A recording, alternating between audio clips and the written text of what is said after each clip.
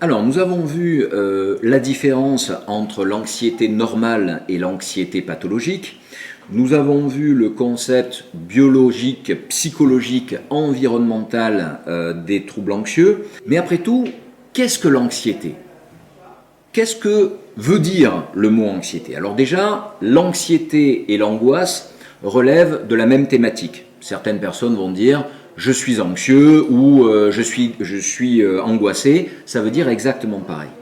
L'anxiété, en fait, c'est une émotion désagréable qui se traduit par une sensation subjective de malaise, de tension interne. Alors, dans ce cadre-là, on va retrouver des symptômes psychocomportementaux, donc qui concernent la pensée et le comportement, et puis des symptômes physiques. Alors, bien entendu, je vais vous en présenter quelques-uns. Si je vous les présentais tous, on en aurait pour à peu près 3 jours complets de cours. Mais je vais vous proposer les principaux. Tout d'abord, au niveau des pensées. Alors déjà, les pensées, lorsqu'on est anxieux, sont tournées vers l'avenir. On a plutôt tendance à envisager l'avenir et le péjorer. C'est-à-dire, en gros, je vais prendre l'avion pour aller au Brésil, plutôt que de me dire « Ah, ben c'est génial, je vais me retrouver sur une plage, ça va être formidable », ben je vais commencer à angoisser et me dire « Ouh là là, mais si je loupe ma correspondance, si y a un problème technique dans l'avion, si l'avion est détourné », et finalement, je vais être envahi par des pensées négatives qui vont porter sur l'avenir.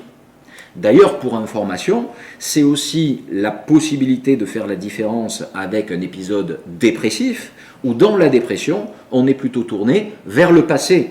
C'est-à-dire, en gros, on va se dire, ben, j'ai pas réussi ça, j'ai pas mis ça en place correctement, je suis passé à côté de telle opportunité, etc. Alors que dans l'anxiété, on est vraiment tourné vers l'avenir et on est envahi de pensées négatives concernant cet avenir.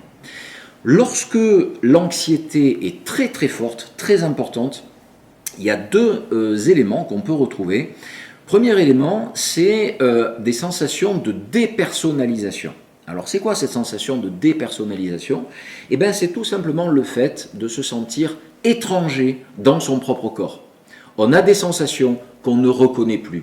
On a des éléments qui se passent dans notre corps qui nous semblent étrangers. Et puis, deuxième symptôme qu'on peut retrouver dans un trouble anxieux très important, c'est une sensation de déréalisation. La déréalisation, c'est se sentir étranger dans un environnement qui nous est habituel. Par exemple, je suis chez moi, mais j'ai l'impression quasiment que c'est la première fois que je me retrouve dans mon environnement. Il existe aussi dans l'anxiété des perturbations cognitives, c'est-à-dire des perturbations de la pensée. Et en particulier, souvent, on retrouve une altération des performances, avec des difficultés à se concentrer, des difficultés à anticiper, et donc des difficultés à retenir. Souvent, moi je vois des patients en consultation qui me disent « Oh là là, mais j'ai l'impression de développer une maladie d'Alzheimer ». En fait, leurs mémoires vont très bien, mais simplement, comme leurs capacités de concentration sont touchées par l'angoisse, ben, elles ne vont pas se souvenir de ce qu'elles sont en train de faire. Prenons un exemple, si je pose mon stylo sur la table et que je ne me suis pas concentré sur le fait que j'ai posé mon stylo sur la table, eh bien 2 minutes après, je vais dire « mince, j'ai perdu mon stylo ». Alors, ce n'est pas que j'ai oublié, c'est que je n'ai pas engrangé l'information dans ce cadre-là. Et ça va poser problème, par exemple, pour des personnes qui souffrent de troubles anxieux, eh bien, pour passer des examens, pour passer des concours. Et ça, c'est typique, c'est-à-dire ce sont des personnes qui vont se retrouver devant la feuille, alors qu'elles connaissent habituellement les réponses, elles sont littéralement dans l'incapacité de répondre aux questions, parce que justement, l'angoisse les empêche de se concentrer. Ce qu'on va retrouver aussi au niveau comportemental, cette fois, dans le cadre de l'anxiété, ça peut être une agitation, mais une agitation qui est souvent improductive. C'est-à-dire, ce n'est pas quelqu'un qui va faire vite plein de choses, c'est quelqu'un qui va faire plein de choses, mais qui va ne mener à terme aucune de ces choses. Et on retrouve souvent des personnes qui vont s'asseoir, se lever, aller d'un côté de la pièce, revenir, ranger un papier. Et finalement, au bout d'une heure, on va dire « mais qu'est-ce que vous avez fait ?» Ben, la personne, elle n'a rien fait de concret parce que finalement, elle a été débordée par ses émotions. Et l'aspect cognitif, c'est-à-dire processus de pensée, l'aspect comportemental était complètement pollué par l'aspect émotionnel. On peut même retrouver une dynamique agressive lorsqu'on est anxieux. Vous connaissez certainement des personnes autour de vous, lorsqu'elles doivent passer un examen, lorsqu'elles ont une épreuve à présenter, il vaut mieux pas leur parler le matin même ou la veille, parce que sinon vous pouvez être sûr que ça va dégénérer en conflit. Ça, c'est assez spécifique. Et finalement, on s'est aperçu que pour l'anxiété, l'objectif, c'est d'avoir un minimum d'anxiété pour ne pas être pathologique.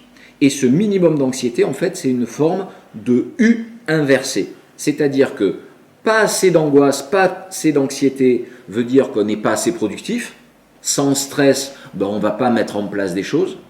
Ensuite, l'anxiété peut monter. On est à un optimum d'anxiété où là, on va être productif, on va réussir à mettre des choses en place. Comme on disait, par exemple, le fait de passer un examen, on va répondre à des questions et puis on se dit après l'examen, comment j'ai fait pour répondre à ça ? Parce qu'on était à un niveau optimum d'angoisse. Et par contre, si on a trop d'anxiété, à ce moment-là, les performances redescendent et là, on est dans la pathologie. C'est-à-dire, en gros, là, on n'arrive plus à faire quoi que ce soit, on est débordé par l'émotion et on n'a plus ni un comportement adapté, ni des pensées adaptées.